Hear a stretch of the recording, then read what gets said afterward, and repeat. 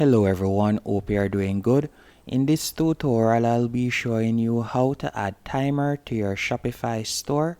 Adding a countdown timer to your Shopify store can definitely increase your store conversion, as this will help to increase the urgency, hence enhancing the amount of purchases customers will make. So the first thing you will need to do is go in your Shopify admin page. Once on the admin page, I want you to go over to the left-hand menu option and you are going to tap right where you see Add Apps. After tapping on Add Apps, you are going to scroll down and you are going to select Shopify Store app right here. So you are going to be redirected to the App Store.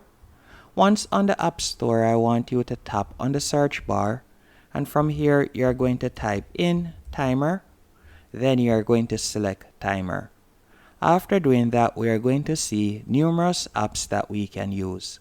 So for example, you can see different apps right here. You have essential countdown timer bar, you have urgency beer countdown timer, and you also have XTOM countdown timer bar. And you can see that all of them have high ratings, but for this example, we'll be using this one, as not only does it offer a free plan, but you can also see that it is highly rated. So let's select this one right here. After we have done that, let's scroll down so that we can read some more about it. So you can see with the free plan, we'll get the event-based timer, display at any desired position, device targeting, page targeting, add link to bar, and emoji support on bar. So all we'll need to do now is scroll back up, then tap on Add App. After you have selected Add App, you are going to be redirected to a new page. And on this new page, I want you to go over to the top right hand corner and you are going to tap right where you see Install App. And once the app has been installed, I will show you what to do next. So just give it a few seconds. Meanwhile, it is being installed. As you can see right here, it is now being added to my store. So we are going to be redirected to the dashboard. So you can see it right here. All we'll need to do now is tap right where you see Create New Bar. After you have tapped on Create New Bar, you can see the basic template. So you can select any one of these templates right here. To use the premium templates, we would have to go onto the paid plan. So for this example, I'll be using this template right here. So I'll simply tap on it and you can see how it looks right here with the preview. So if you would like it to be a different color, let's say you would like it to be Harvest Gold, you'll tap on Harvest Gold and you can see how it looks. I prefer the Harvest Gold look. Once they are finished, you are going to scroll down and from here you can edit the timer bar name. You can also edit the message right here. So instead of our anniversary sale will end in, you can adjust it and you can type in whichever message you'd like to be displayed on the timer. You can also change the percentage, the message after the timer, which would be this message right here. So let's say, for example, instead of 30%, we will be giving a 25% off. And you can also see bar clickable. You can add a button on the bar, or you can tap right there and you can make the entire bar clickable, or do not make bar clickable. I prefer to make the entire bar clickable, so I'll do that right there. But come to think of it, most customers probably won't know to click on the bar. So let me tap on Add Button to Bar so they'll know to shop. Click on Shop Now. Then after you have done that, you will see the option right there. You can edit the Shop Now button. So if you would like it to say something else, for example, click here for deal, you can do that by simply typing it right here. So I'll type in click here.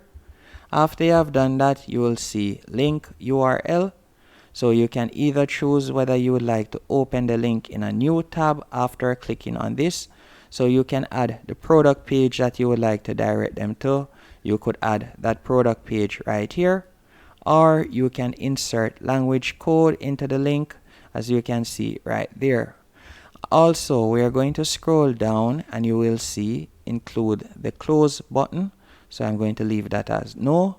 Then select a display position, whether you would like it to be displayed at the top of the page pushes down to the rest of the page, or top of the page pushes down to the rest of the page, always visible while scrolling, or if you'd prefer it to be at the top of the page, covers part of the page, or if you would like it to be at the top of the page and also always visible, you can select any one of these options.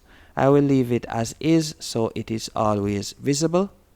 Then you're going to scroll down, and from here you can decide when you would like the campaign to start and when you would like it to finish by simply tapping right there. So let's say I would like it to start the 28th, which is today, and I would like it to start from, let's say, 1 a.m. So I'll tap on 1, and then I would like it to finish the 29th, and I would like it to finish at 12 a.m. So I'll leave it as is.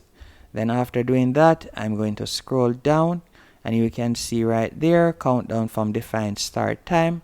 I will leave it as is, and I'm going to leave the button color as is also. But if you would like to add background animation or so on, you would need to go onto the paid plan. Also, if you would like to edit the font, you can do that by tapping right here. So we could change the font style, as you can see right there, or you could use one of the Google fonts. And if you would like to change the language, you can also do that. If you would like to change the font size, you can also do that, as you can see right there. There are numerous editing options you have, and you can also choose the page that you would like it to target, whether you'd like it to appear on any page, only the home page, or only a page with the URL. And you can also see if you would like to exclude it from certain pages, you can do that also. And you can see also display on both desktop and mobile. So if you would like it to be displayed only on desktop browsers, you could do that. Or if you like it to be displayed only on mobile browsers, you can also do that. And you can choose whether you like it to be on all products or only targeted products. Then you're going to scroll down, and you can choose the type of customers that you like to see it, or if you'd like all customers to see it. And by doing this, you can also choose the countries that you'd like customers from to be able to view this, or if you'd like to leave it at all countries. Once they're finished, you're going to scroll down, and you're going to scroll all the way down.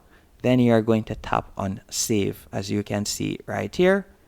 Then tap on OK, and you can see it has now been created.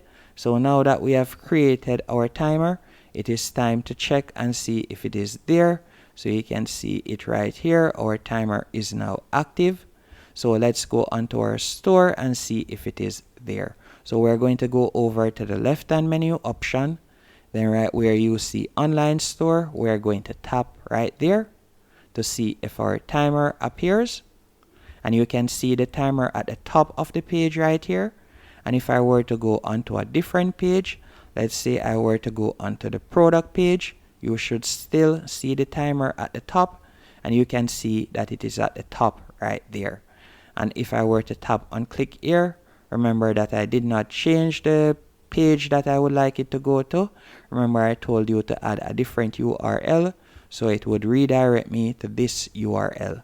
Hope you found this tutorial helpful and informative. If you did, be sure to hit the like button and subscribe.